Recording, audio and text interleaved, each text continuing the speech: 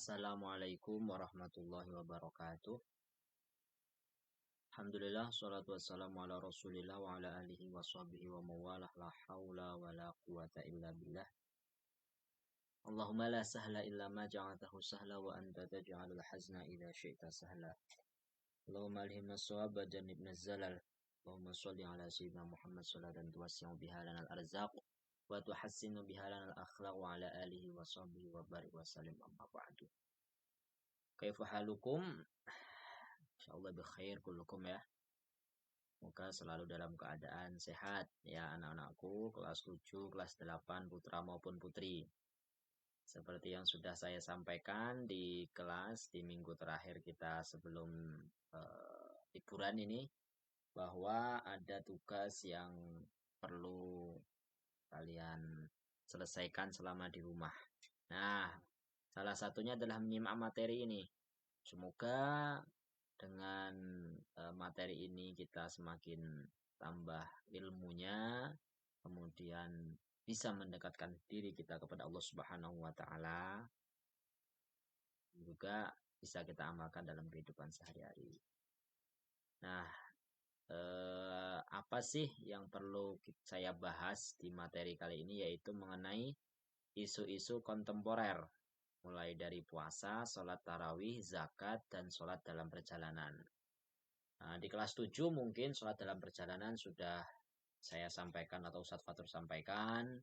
Lalu puasa juga ada di kitab Safinah, sholat tarawih, zakat kelas 8 juga. Nah, jadi semuanya materi sudah disampaikan di kelas. Nah, sekarang ini aplikasinya kan begitu. Nah, tujuannya apa sih kita ini untuk selama liburan ini? Tujuannya pembelajaran dan tugas liburan ini adalah peserta didik mampu memahami isu-isu terkini terkait permasalahan yang terjadi di masyarakat dan memberikan solusi konkret sesuai dengan literatur keagamaan di pesantren. Misalnya kasus-kasus, boleh nggak puasa vaksin? Boleh nggak perempuan minum obat anti haid biar puasanya full? Nah, itu nanti kita bahas satu persatu.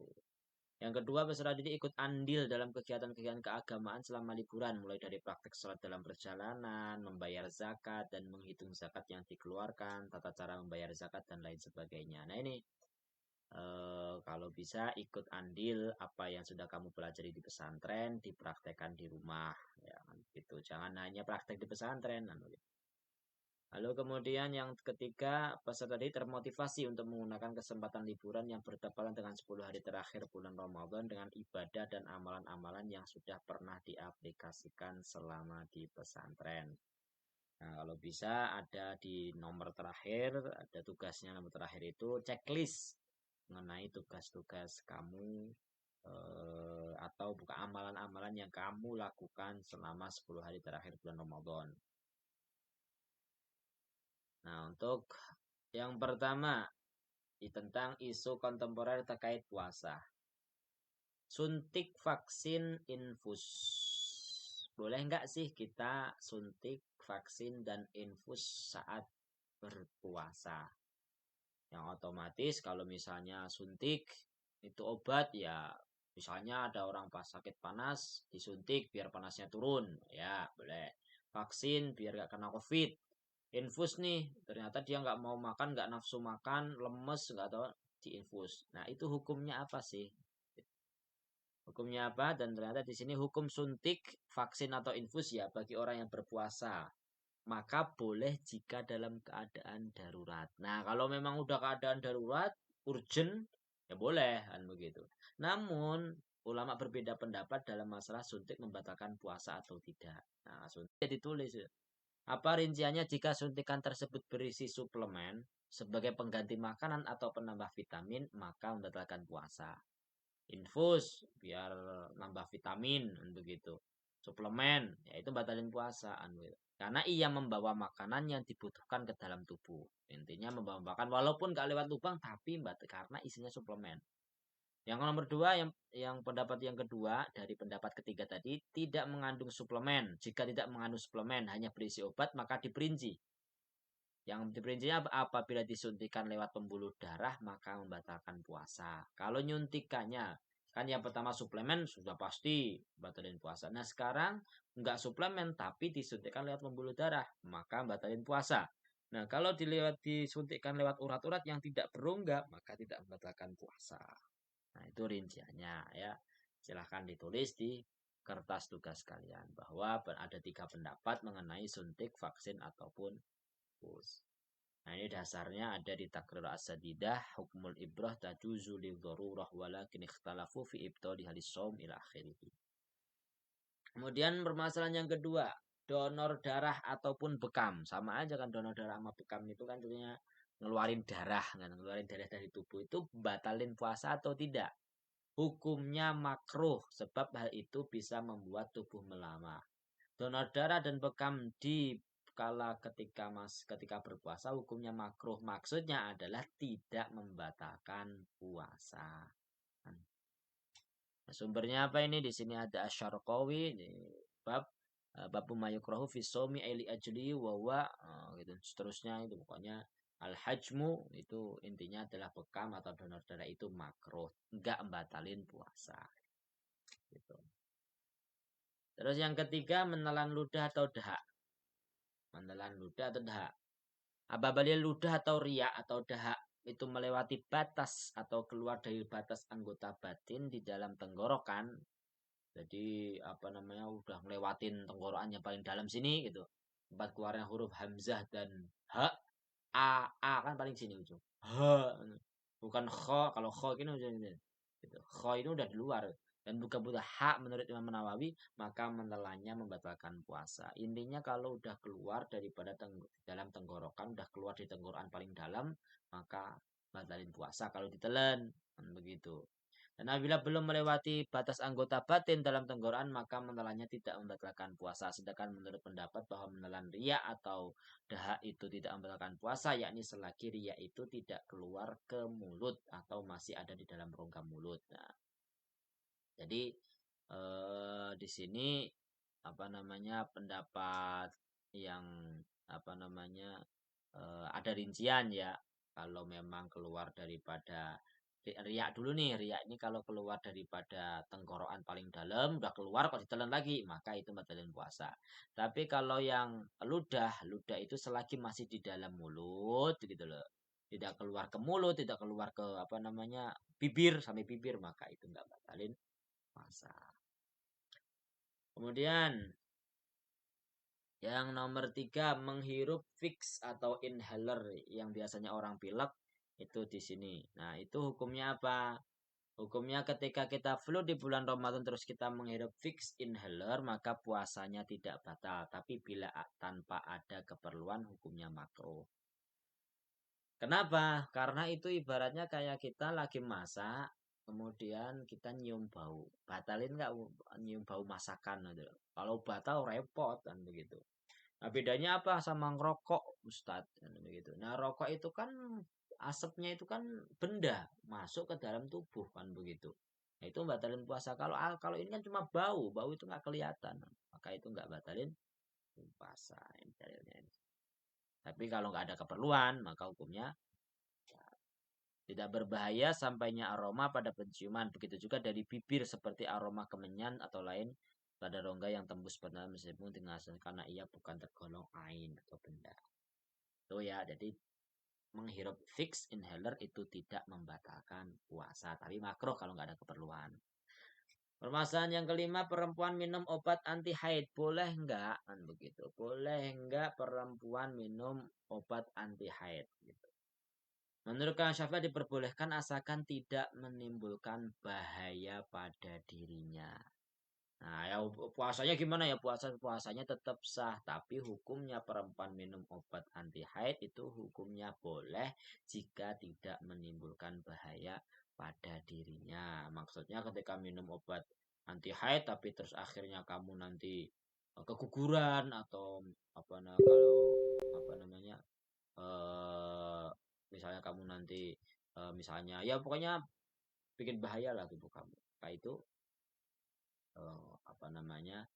tidak membatalkan puasa cuma makruh kan cuma bukan makruh ya tidak membatalkan puasa tapi hukumnya kalau bahaya itu nggak boleh.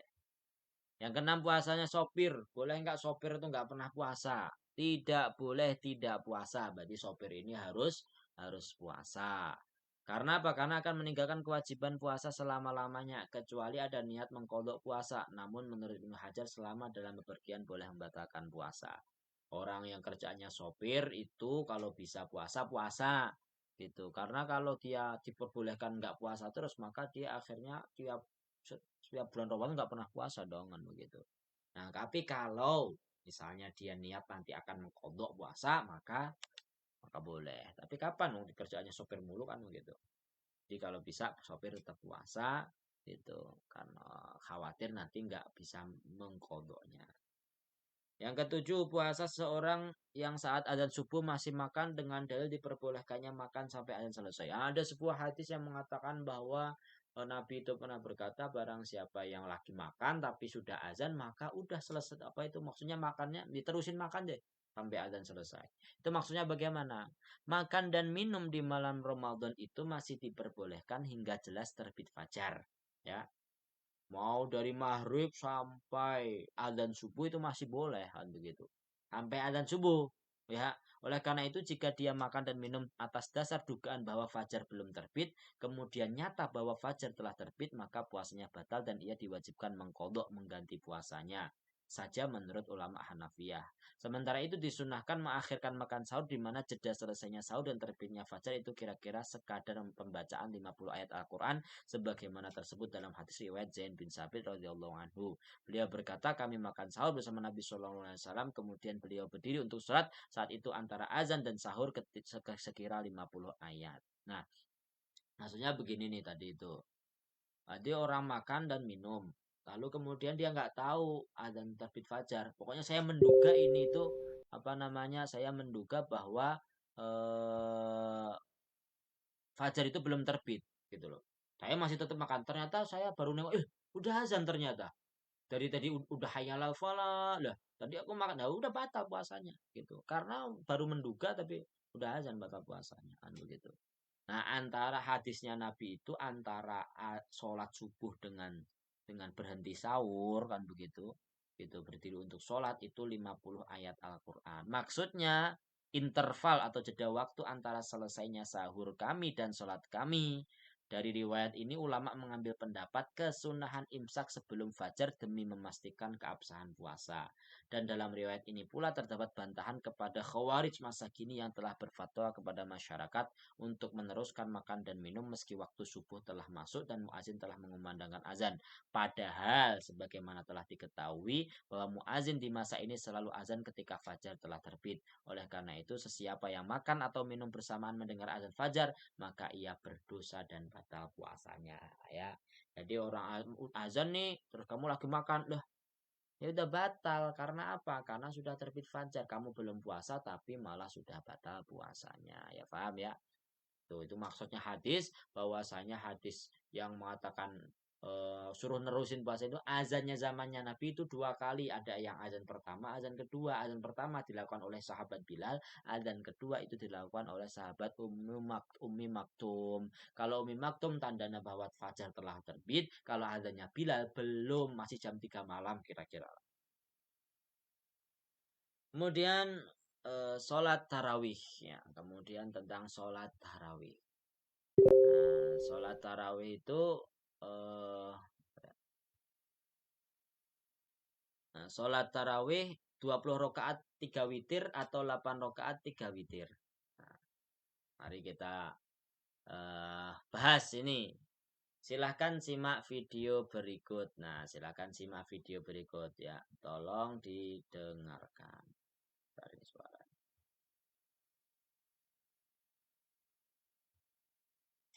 Boleh dilangsung ada terjemahnya ya ini ya.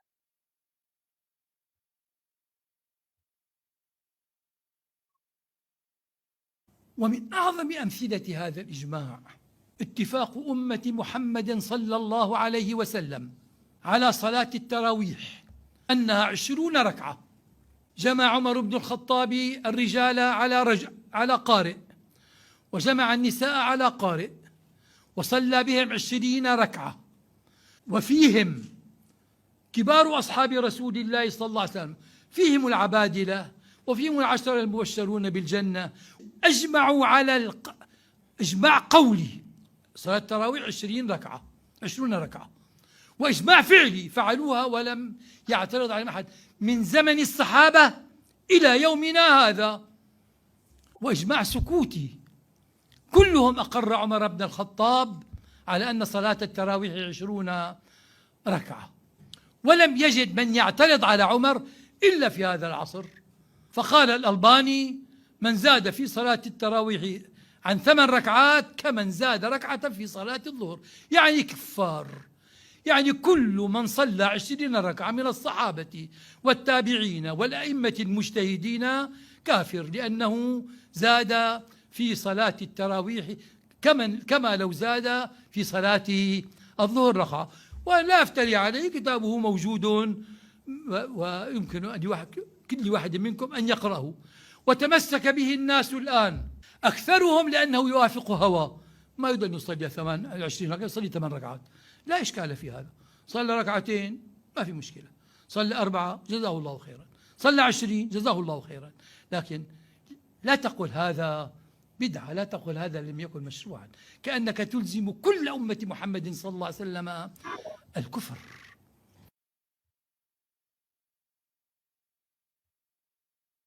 Nah, sudah ya.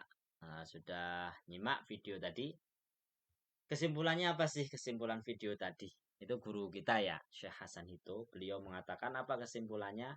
Bahwa taraweh 20 rakaat adalah ijma atau konsensus ulama dari zaman sahabat Umar radhiyallahu anhu. Sampai sekarang ya. Jadi sahabat Umar dulu, para sahabat itu ngumpulin bahwa memang Nabi itu enggak ada tarawih kayak sekarang 30 hari, Nabi itu cuma 3 hari doang kan begitu. Nah itu apa namanya, para sahabat itu sepakat untuk sholat tarawih 20 rakaat, 3 rakaat witir. Nah itu zamannya para sahabat ya, sahabat Umar radhiyallahu anhu. Yang kedua, tarawih memang tarawih itu tidak harus 20 rakaat. 2 rakaat pun sudah disebut tarawih. Tapi yang afdal paling utama adalah 20 rakaat ya. 20 rakaat. Lalu kemudian yang tarawih 8 rakaat jangan menyalahkan yang tarawih 20, karena itu bukan bid'ah yang buruk kan begitu. Jadi tolong yang tarawihnya 8 rakaat jangan nyalain yang 20 kan begitu. Itu 20 rakaat kita itu ngikutin sahabat Umar radhiyallahu anhu. Bukan terus pertanyaannya kamu ngikutin Nabi Muhammad atau sahabat Umar aja ngikutin Nabi Muhammad kok gimana? Di khalifah kok. Nah, witir, kalau saat witir gimana? Saat witir lebih utama 2 rakaat salam, kemudian 1 rakaat salam. Dipisah 2 rakaat dulu baru 1 rakaat kalau witir kan begitu. Nah, silakan solusinya bagaimana? Karena itu di soal itu kalian saya kasih pertanyaan kalau di rumah kamu berapa rakaatnya? Misal di rumah saya 8 rakaat, 2 rakaat, tapi 2 rakaat 2 rakaat, lalu kemudian witirnya 3 rakaat jadi 11. Solusinya apa nih? Jika baru tarawih 8 rakaat dan 3 rakaat di masjid atau musola, maka jika ingin sempurna, lakukan kembali tarawih di rumah dengan menambah 12 rakaat.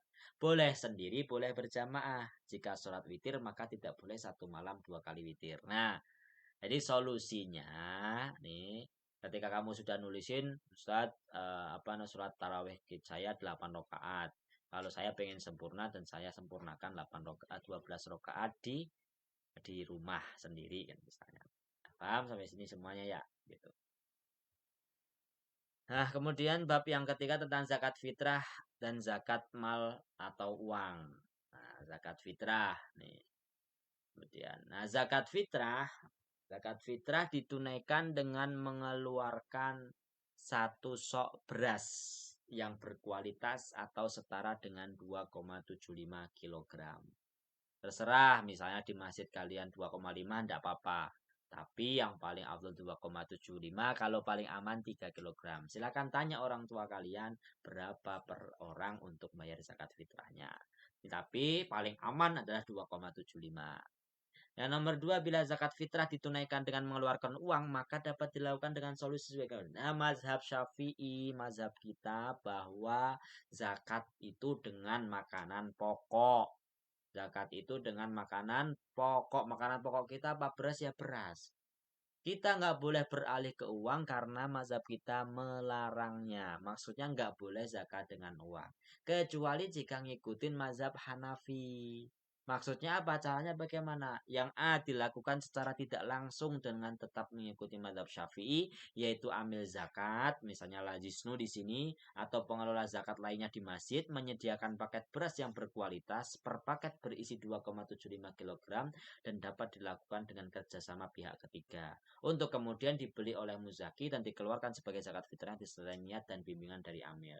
Di masjid sudah nyedain beras, sudah kulakan beras. Kamu nih mau zakat pakai uang, ya kamu beli beras di masjid itu sama panitia, lalu kamu bayar zakat dengan beras. Itu solusi pertama. Yang kedua dilakukan secara langsung dengan mengikuti atau taklid terhadap mazhab Hanafi, yaitu dengan mengeluarkan uang senilai harga 3,8 kg kurma yang berkualitas di daerah masing-masing disertai niat dan bimbingan dari. Karena kan tadi zakat uang itu kan mazhab Hanafi, zakat kita nggak boleh, maka kita harus ngikutin zakatnya mazhab Hanafi itu berapa. Ternyata uang itu harus setara dengan 3,8 kg kurma. Nah, berapa kalau 1 kilo? Kemarin saya beli kurma aja, kurma lulu itu aja setengah kilo aja itu kurang lebih 40 sampai 50 ribu. Nah, kalau 3 kilo kurma, berarti tinggal dikali aja. Misalnya 4 kilo 4 kilo ya dikali 4 kilo berarti kira-kira 400 ribu satu orang. Nah, gitu ya, paham. Intinya, kalau kita bisa membayar zakat fitrah dengan beras, maka lakukan dengan beras. Tinggal beli di warung sebanyak 2,75 kg per orang. Silahkan bilang ke orang tua kalian, kenapa nggak pakai beras? Kita bayar pakai beras gitu. Jika mau pakai uang, maka bayarkan uang sebanyak harga 3,5 kg kurma atau 4,6 kg beras ya per orang. Atau kalau diberaskan 4 kilo. 4 kilo kalau sekarang 1 kilonya 15.000, 4 kali 15.000 60. Ya Kak, 60 ribu kurang lebih 70 ribu satu orang. Jangan 2 kilo beras per orang. Atau masjid menyediakan beras dan kamu beli beras di masjid dan tunaikan zakatmu. Sampai sini paham ya insya Allah ya bahwa zakat fitrah itu dengan makanan pokok yaitu beras. Nggak boleh beralih dengan uang kecuali ngikutin madhab Hanafi yang dengan uang. Bagaimana sholat dalam perjalanan? Nah, sekarang sebagian kalian ada yang mudik ke kampung halaman. Sudah pernah saya jelaskan tentang sholat jamak yang digabung sholatnya, sholat qashar yang diringkas sholatnya. Ya, nah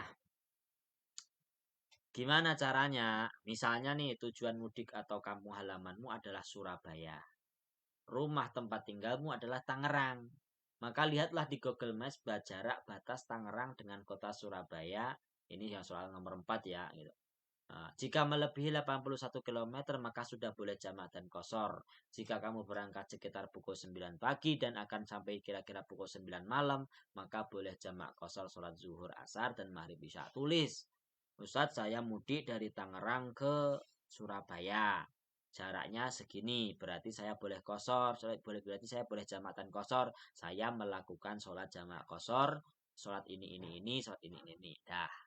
Ya, paham sampai sini ya itu tugasnya. Itu untuk praktek kalian biar agar bisa mempraktekkan yang sudah dipelajari. Nah, sekarang tentang Lailatul Qadar dan keutamaannya. Saya bahas sedikit ya, nggak usah lama-lama ini udah hampir mau setengah jam ini. Nah, itu agar kalian mengamalkan itu amal-amal yang saya tulis, tambahin lagi kalau ada amal kebaikan-kebaikan yang lain. Lailatul Qadar. Kenapa disebut Lailatul Qadar? Pertama, Lailatul Qadar dinamakan dengan Lailatul Hukmi atau Lailatul Takdir, yakni malam di mana Allah menentukan takdir apa saja yang Ia kehendaki pada tahun itu. Dari perkara kematian, ajal, rizki, dan selainnya. Nah, itu pertama sebabnya. Yang kedua, Lailatul Qadar dinamakan juga dengan Lailatul Syaraf. Itu malam yang penuh kemuliaan dan keagungan yang mana amalan di malam tersebut lebih baik daripada amalan 1000 bulan. Hati-hati. Kalau kamu malam Lailatul Qadar kok ngegame selama semalaman, maka kamu ditulis selama semalam itu dikali 1000 bulan. Berarti 1000 bulan kamu itu ngegame. Apa keutamaan Lailatul Qadar? Itu hadis Nabi, barang siapa yang sholat pada malam Lailatul Qadar karena iman dan mengharapkan pahala, diampuni dosa-dosanya yang telah lampau. Nah, mungkin pertanyaan nih, kapan Ustadz Lailatul Qadar itu? Imam Syafi'i berkata bahwa Lailatul Qadar hanya terbatas pada 10 hari terakhir bulan Ramadan. Namun malam-malam ganjil lebih diharapkan 21, 23, 25, 27, 29. Kan begitu. Faidahnya di antara sebab mengapa Allah menyembunyikan ilmu tentang Lailatul Qadar ialah agar manusia lebih bersungguh-sungguh beribadah di setiap malam. Enggak usah. Misalnya Allah berkata Lailatul Qadar malam 27. Nah, kamu ibadahnya 27 dong. Disamarkan agar kamu itu setiap harinya itu ingin menggapai Lailatul Qadar. Apakah Lailatul Qadar berpindah-pindah? Lailatul Qadar hanya tetap pada satu malam tertentu setiap tahunnya. Nah, setiap tahun itu ya satu malam doang begitu. Imam Nawawi menguatkan pendapat sebagian ashab seperti Imam Muzani dan Ibnu Huzaimah bahwa Lailatul Qadar berpindah-pindah di antara 10 malam terakhir Ramadan. 21, 23, 25 misalnya kan. Nah, apa sih tingkatan-tingkatan cara-cara menghidupkan Lailatul Qadar itu? Level yang paling tinggi dengan menghidupkan seluruh malamnya dengan berbagai macam ibadah seperti sholat, tilawah, doa, zikir dan sebagainya. Bukan main game, bukan nonton drakor, ya enggak. Level menengah dengan menghidupkan sebagian besar malamnya dengan ibadah yang telah disebutkan. Level paling rendah dengan sholat isya berjamaah serta bertekad kuat untuk sholat subuh dengan berjamaah. Itu level paling rendah itu. Kalau bisa isyaknya berjamaah, subuhnya berjamaah. Karena apa? Karena dalam hadis yang lain dikatakan bahwasanya barang siapa yang sholat isya berjamaah itu seperti menunaikan sholat setengah malam. Yang sholat subuh berjamaah seperti menunaikan setengah malam yang lain. Berarti otomatis ketika sholat subuh dan isya berjamaah maka kita sudah sholat malam penuh kan begitu. Lalu kemudian apa? Ketika kita doa apa yang kita panjatkan saat malam Lailatul Qadar yaitu doa Allahumma innaka afuwun tuhibbul afwa fa'fu anna. Tanda-tandanya nih udara terasa sejuk, terasa tidak terlalu panas atau terlalu dingin. Anulah sedang-sedang lah. Matahari bersinar tidak terlalu panas dengan cuaca yang sangat sejuk. Nah, itulah tanda-tanda Lailatul Qadar. Nah, itu aja anak-anakku semuanya. Syukron, semoga bermanfaat ya. Jangan lupa ini ada subscribe, like, share, dan komen ya terserah kamu boleh. Boleh share, boleh like, boleh subscribe, enggak juga enggak apa. Yang penting absennya ya, absen di kolom komentar itu yang paling penting ya. Semoga bisa dipahami tugas-tugas selama bulan Ramadan ini dan semoga kita mendapatkan keberkahannya, kita dapat mengaplikasikan ilmu kita, ilmu tentang puasa, ilmu tentang tarawih, lalu kemudian ilmu tentang zakat, lalu ilmu tentang sholat dalam perjalanan dan ilmu cara mengetahui malam Lailatul Qadar dan menggapainya dengan ibadah-ibadah yang bermanfaat. Oke, mari kita akhiri bacaan hamdalah. Alhamdulillahirabbil alamin. Subhanakallahumma bihamdika asyhadu an la ilaha illa anta astaghfiruka wa atubu. Semoga bermanfaat. Minal aidin wal faizin. Mohon maaf ini anak-anakku saya telah memberikan tugas kepada kalian saat liburan kalian dan semoga nanti kita kembali ke pesantren dalam keadaan fitri terbebas daripada dosa. Lalu kemudian kita kembali di pesantren dengan jiwa yang berseri-seri. Allah alam bisawab. Saya akhiri. Assalamualaikum.